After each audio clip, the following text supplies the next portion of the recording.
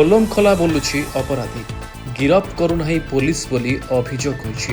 ଗିରଫ ଦାବିରେ ଥାନା ଆଗରେ ଧାରଣା ଦେଲେ ପରିବାର ଲୋକେ। ଭଦ୍ରକ ଜିଲ୍ଲା ବଂଶଡ଼ା ଥାନା ଅଧୀନ ମାଣିପୁର ଗ୍ରାମରେ ଗତ 3 ମାସ ତଳେ ସିପୁନ ଦାସକୁ ମାରି ଆତ୍ମହତ୍ୟାର ରୂପ ଦେବାକୁ ଯାଇ ରେଳ ଧାରଣା ଉପରେ ପକାଇଦେବା ଘଟଣା ଗତ 3 ମାସ ବିତିଗଲା ପରେ ବି ପୋଲିସ ପ୍ରଶାସନର ହାତ ଖାଲି। ଖୁଲମଖୁଲା ବାହାରେ ବୁଲୁଥିବା ବେଳେ ସଠିକ୍ ତଦନ୍ତ କରି ଦୋଷୀଙ୍କ ବିରୁଦ୍ଧରେ ଦୃଢ଼ କାର୍ଯ୍ୟାନୁଷ୍ଠାନ ପାଇଁ ପରିବାର ଲୋକେ ହାଇକୋର୍ଟରୁ ଆଦେଶ ଆଣିଥିଲେ। ସେହି ଆଦେଶକୁ ନେଇ ବଂଶଡ଼ା ଥାନା ଆଗରେ ଧାରଣା ଦେଇଥିଲେ। ପରେ ବଂଶଡ଼ା ପୋଲିସ ବୁଝାସୁଝା ପରେ ଏସ୍ଡିପିଓ ପ୍ରଭାସ ସାହୁଙ୍କୁ ଭେଟିଥିଲେ। ଯଥାଶୀଘ୍ର ଦୋଷୀମାନଙ୍କ ବିରୁଦ୍ଧରେ ଦୃଢ଼ କାର୍ଯ୍ୟାନୁଷ୍ଠାନ ନିଆଯିବ ବୋଲି ଏସ୍ଡିପିଓ ମତବ୍ୟକ୍ତ ରଖିଥିଲେ ବୋଲି ପରିବାର ଲୋକେ ଅଭିଯୋଗ କରିଛନ୍ତି। କିନ୍ତୁ ଏତେ ପର୍ଯ୍ୟନ୍ତ କୌଣସି କାର୍ଯ୍ୟାନୁଷ୍ଠାନ ଗ୍ରହଣ କରାଯାଇନାହିଁ। ଆମର ଯେଉଁ ଜିନିଷଟା ହେଇଥିଲା ଯେ ପୋଲିସ ସେମାନେ ଯେଉଁମାନେ ମର୍ଡର କରିଛନ୍ତି ସେମାନେ ଯେଉଁ ଆଲିଗେସନଟା ଦେଉଛନ୍ତି ପୋଲିସଟାକୁ ଲଞ୍ଚ କରୁଛି, କିନ୍ତୁ ଆମର ମର୍ଡର ହେଇଥିବା ଲୋକଙ୍କର ଆଲିଗେସନଟାକୁ ପୋଲିସ ଲଞ୍ଚ କରୁନାହିଁ। ସେଇଥିପାଇଁ ଆମେ ଥାନାରେ ଅଭିଯୋଗ କରିଥିଲୁ। ଥାନାରୁ ପୁଣି ଆମକୁ ସେ ପଠାଇଲେ ଡିଏସ୍ପିଙ୍କ ଅଫିସକି, ଏଠାରେ ମଧ୍ୟ ଆସି ପହଞ୍ଚିଲୁ। ଏସ୍ଡିପିଓଙ୍କ ଅଫିସକି ପଠାଇଲେ, ଏଠି ମଧ୍ୟ ଆସି ପହଞ୍ଚିଲୁ। କିନ୍ତୁ ସେ ଆମକୁ ସାର୍ ଗୋଟେ କଥା କହୁଛନ୍ତି ଯେ ପୋଲିସର ଆଇନ ଅନୁସାରେ ଯାହା ଥିବ ଆମେ ସେଇ ପ୍ରୋସିଡିଓର ହିଁ କରିବୁ। କିନ୍ତୁ ମୁଁ ଭାବୁଛି ଯଦି ସେଇ ପ୍ରୋସିଡିଓର ହେଉଛି, ମୋ ଭଣଜାକୁ 5 ତାରିଖ ଦିନ ଧମକ ଦିଆଗଲା ତାକୁ ଜୀବନରୁ ମାରିଦେବା ପାଇଁ, 6 ତାରିଖ ଦିନ ଧମକ ଦିଆଗଲା ମାରିଦେବା ପାଇଁ, 7 ତାରିଖ ଦିନ ମାରି ଦିଆଗଲା। କିନ୍ତୁ ସେଇଟା କ'ଣ ପୋଲିସର ଇନଭେଷ୍ଟିଗେସନ ନାହିଁ? ସେଇଟା କ'ଣ ପୋଲିସର ଇନଭେଷ୍ଟିଗେସନ ନାହିଁ? ଇନକ୍ୱାରି କରିବା ବା ସେଇ ଯେଉଁମାନେ ଦେଲେ ଥ୍ରେଟନିଂ ଦେଲେ ସେମାନେ କଲ୍ପିଟ୍ ବୋଲି ତାକୁ ଗୋଟେ ପ୍ରୁଭ୍ କରିବା ପାଇଁ ପୋଲିସର ଯେଉଁ ଇନଭେଷ୍ଟିଗେସନ ଆବଶ୍ୟକତା, ସେଇଟା କ'ଣ ପୋଲିସର ଡ୍ୟୁଟି ଭିତରେ ନୁହେଁ? ନା ଲ ଅଫ୍ ଅର୍ଡର, ସେଟା ଲ ଅଫ୍ ଅର୍ଡରରେ ନୁହେଁ। ତେଣୁ ମୋତେ ଏସ୍ଡିପିଓଙ୍କ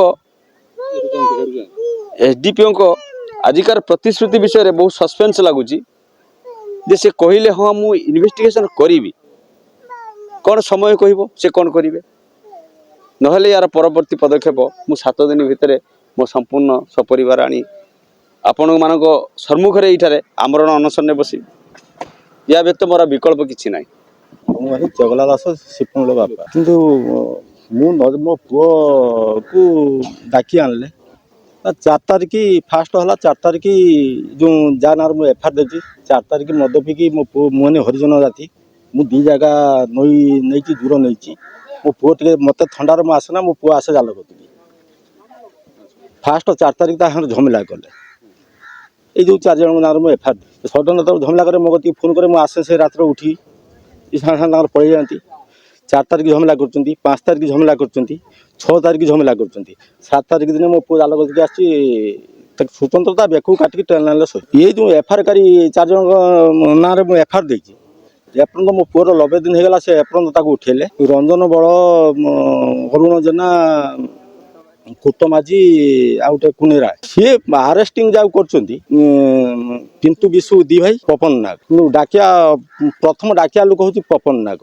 ଏଇ 4 ଜଣ ମୋ ପୁଅ ସାଙ୍ଗରେ ଝମେଲା କରୁଛି। କିନ୍ତୁ ଇଏ କୋଉଥିପାଇଁ ମଲେ, ଟଙ୍କା ବଳର ମାଇଲେ କି ତାଙ୍କର ଆଉ କିଛି ଅର୍ଥ ବଳର ମାଇଲେ ତାକୁ ଆଉ ମୁଁ ଜାଣି। କିନ୍ତୁ ଇଏ ତା ମୋବାଇଲ ସିମ୍ରେ ଇଏ 3 ଜଣ ଆରେଷ୍ଟ ହେଇଛନ୍ତି।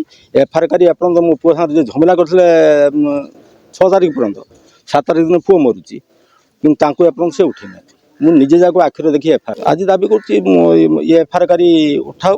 ହାଇକୋର୍ଟ ଯେଉଁ ମାନଙ୍କ ନାଁରେ କେସ୍ ଅଛି ଉଠାନ୍ତୁ, ମୋ ପୁଅକୁ ଟିକେ ନ୍ୟାୟ ମିଳୁ। ଥାନା ବାଲା ଏପର୍ଯ୍ୟନ୍ତ କିଛି ଚାହୁଁନାହାନ୍ତି, ସେ ମୋଟାଙ୍କର ପଇସା ଖାଇଛନ୍ତି।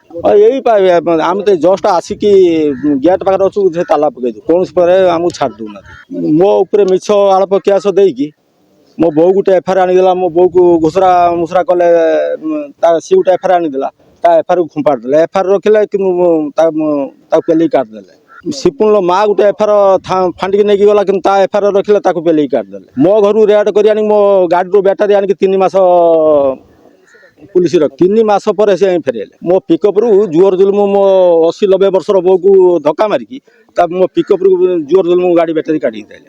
ଚାନ୍ଦବାଲିରୁ ମାନସୀ ମହାନ୍ତିଙ୍କ ରିପୋର୍ଟ, ଅଫ୍ ଓଡ଼ିଶା।